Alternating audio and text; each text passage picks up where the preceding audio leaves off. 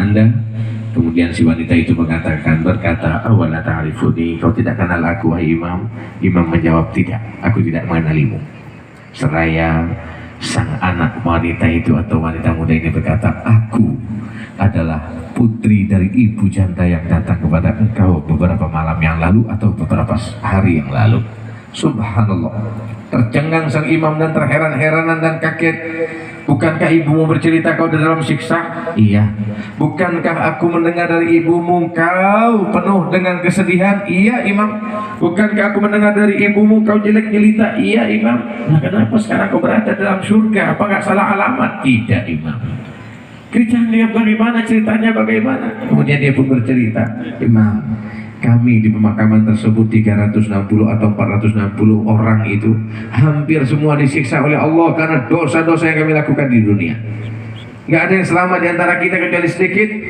Tapi alhamdulillah tadi malam ada kaum soleh, ada seorang yang soleh datang melintasi pemakaman kami dan uluk salam kepada kami dan mendoakan kami dan menutup doanya dengan sholawat kepada Nabi Muhammad SAW. Maka Allah Subhanahu wa Ta'ala langsung memerintahkan malaikat-malaikatnya memindahkan kami dari siksa menjadi nikmat, memindahkan kami dari tempat yang sempit kepada tempat yang luas ini karena sholawat yang dibaca oleh orang soleh tersebut dan dihadiahkan kepada kami. Berkat satu sholawat 360-460 orang dipindah dari siksa menjadi nikmat kubur. Para hadirin, menjadi penghuni nikmat kubur satu sholawat. Lantas bagaimana? Ribuan sholawat syarabut tahur dari awal sampai akhir.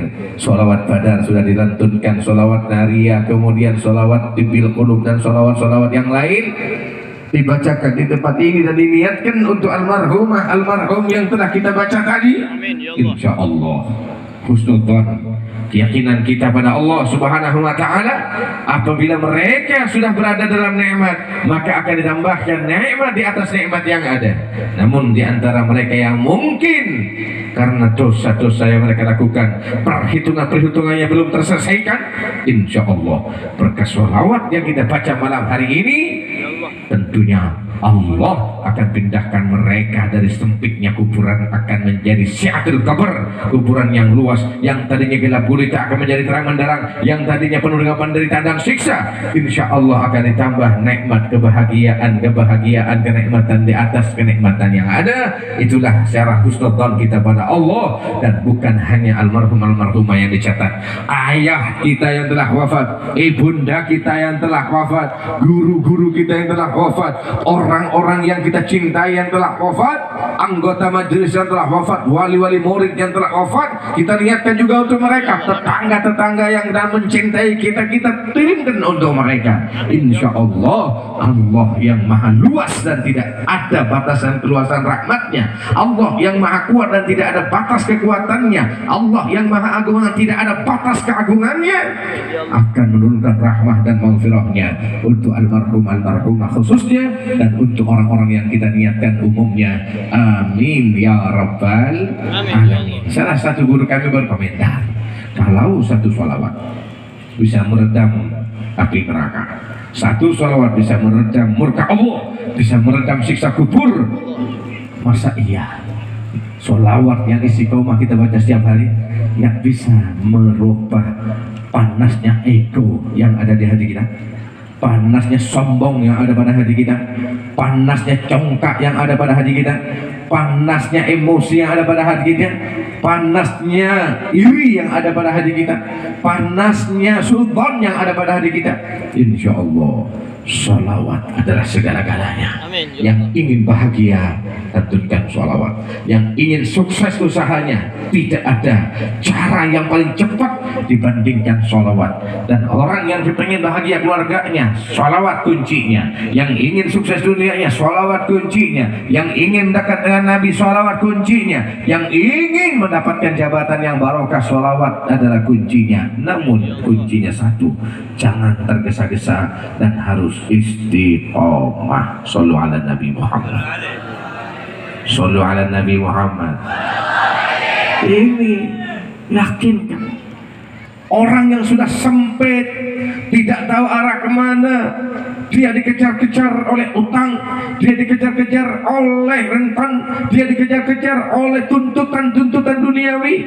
Jangan kau resah, larilah kau pada Allah.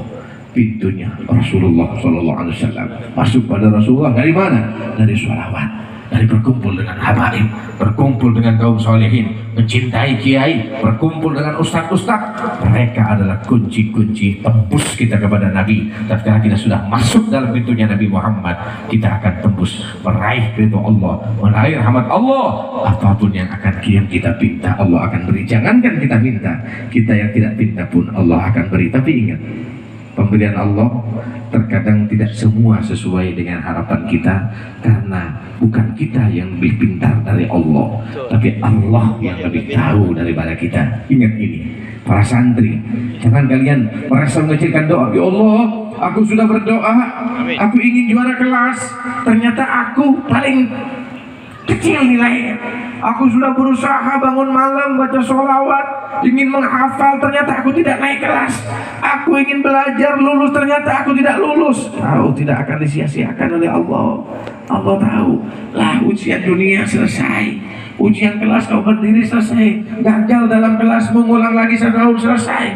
Tapi tatkala kau pulang dan boyong dari pesantrenmu tanpa kau minta diundang oleh orang, tanpa kau minta duit, diantarkan duit sama orang, tanpa kau mencari undangan, bikin iklan, barang siapa yang punya masjid kosong, khotib siap di Al-Faqih Muqaddam. Enggak pernah Al-Faqih Muqaddam bikin iklan seperti itu. Barang siapa yang ingin sholawatan, suaranya Habib Toha lumayan, enggak ada seperti itu. Barang siapa yang pengen ngundang khutbatul Jum'ah, silahkan undang kami. Enggak pernah seperti itu. Itu yang kita inginkan. Amin Allahumma. Amin Allahumma. Amin. Jangan kecil hati, biarin. Tak contohkan anak-anak muda, para laskar, para teman-teman yang masih perawan dan bujang. Aku sudah berdoa, ya Allah, tatkala mahal ya Nabi, salam alaika. Aku ingin fulan bin fulan yang tampan, aku ingin fulana binti fulan yang cantik.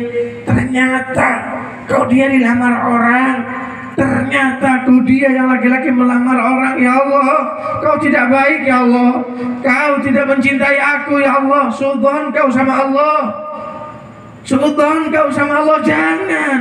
Allah tahu seandainya kau menginginkan Maryam, tapi Allah tahu Maryam tak cocok bagimu, Allah siapkan kau Khadijah. Kau menginginkan si fulan Abdullah, tapi Allah tahu Abdullah gak pantas untukmu, Allah siapkan Abdurrahman untuk engkau. Dan itu sering terjadi dalam kehidupan kita. Makanya Imam Ali pernah mengatakan, seandainya aku dibuka hijab antara doa-doaku dan kemudian dengan angan-anganku dengan takdir Allah, tentunya aku memilih takdir Allah walaupun tidak sesuai dengan angan-anganku. Tak ulangi lagi, seandainya aku dikasih pilihan antara kabul hajatku dan atau sebaliknya tidak sesuai dengan harapanku tapi sesuai dengan kehendak Allah, aku akan memilih apa yang dikehendaki oleh Allah walaupun tidak sesuai dengan keinginan dan harapanku, karena aku tahu pilihan Allah untukku lebih pantas daripada pilihanku sendiri untukku, karena aku tidak tahu apa yang akan terjadi di esok hari, lusa, 1 tahun yang akan datang, tapi Allah maha tahu dengan masa depanku, maha tahu dengan kehidupanku di masa depan, dengan kehidupanku di dunia, bahkan kehidupanku di akhirat. Amin Allahumma. Amin ya Allah. Amin Allahumma. Amin ya Allah. Jangan kecil hati, yang penting doa. Janji Allah, ud'uni astajib lakum. Masa iya Allah bohong? Berdoalah kalian, maka niscaya akan aku kabulkan doa kalian. Janji Allah, innallaha la yukhliful mi'ad. Allah tidak akan ingkar janji. Tapi terkadang kita yang suudzon sama Allah, kita yang tidak punya etika dan tata krama terhadap Allah, dan kita harus memerintah pada Allah. Ya Allah, aku pengen mangga ya Allah. Allah tahu mangga tak cocok sama engkau karena engkau punya penyakit diabetes. Allah beri kau kelapa. Masa Allah salah? Ya Allah, aku gak minta kelapa. Kenapa kau berikan aku kelapa dan kau tidak mengiyakan permintaanku padahal aku minta mangga? Ya Allah, Allah tahu kau punya penyakit diabetes. Kalau kau dikasih mangga, sakit kau, pendek umur kau. Tapi Allah kasih engkau kelapa. Kelapa adalah obat di antara racun-racun yang ada dalam benakmu. Ini satu contoh. Janji Allah, ud'uni astajib lakum. Nggak mungkin Allah biarkan orang yang itikal dan bersandar dan berpasrah pada Allah Subhanahu wa taala dengan syarat pasrah sebenar-benarnya dan jangan merintah Allah Subhanahu wa taala. Amin Allahumma amin. Sebelum kita lanjut sholawat, kita ingin umumkan besok malam di mana, Adi? Rutinan di mana? Nah, besok malam rutinan di Habib Ahmad, kemudian malam Jumat di waduh, jauh banget. Tulungan Pening. Adi ini nyiksa saya. Cobalah jadwalkan saya di sini yang Bawang dekat-dekat, kan saya tetap bisa ngecek. Jauh ini. Masya Allah. Saya kemarin sholawatan di dekat Ampel para hadirin. Masya Allah. Senang majlis seperti ini. Majlis di Jawa Timur, di luar Ampel, di Sasak. Luar biasa bersama habaib-habaib di sana kita sholawatan dan kita pengajian luar biasa. Masya Allah, luar biasa. Kemudian malam Sabtu rutinan. Haul Ustadz Karim, ya tolong malam Sabtu hadiri haulnya Ustadz Karim yang biasanya sholawatan sama kita. Sholatun, ya Allah. Insyaallah beliau senang di akhirat. Amin. Ya. Ya. Ada yang beranggapan, nanti kita sholawatan gak ada untungnya. Jangan sholawatan. Orang sholawatan itu nggak akan mulia. Ente yang salah. Ente yang salah. Ada juga yang beranggapan begini, untuk apa kita sholawatan? Yang sholawatan juga tetap nggak kere, nggak punya apa-apa. Emang ente berhenti sholawatan kaya apa? Makanya tidak pasang sarah ini. Nggak ada orang yang sholawatan itu kemudian lupa, dilupakan Allah Subhanahu wa taala, nggak ada. Hanya Allah tahu. Biasanya kalau dia rezekinya haram, tatkala dia sholawatan Allah sucikan karena Allah sayang. Allah nggak mau orang yang sholawatan masuk api neraka. Sementara Allah juga nggak mau orang yang makan haram masuk surga.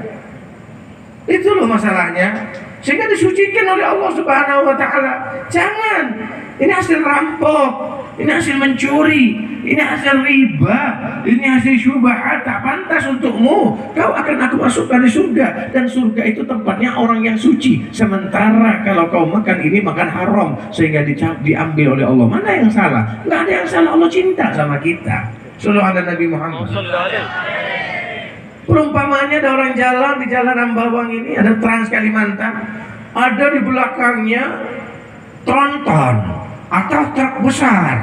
Dia lalai, lupa lagi enak-enak, dia selfiean, teleponan, kemudian ada tronton di belakangnya akan merekam dia. Kemudian datang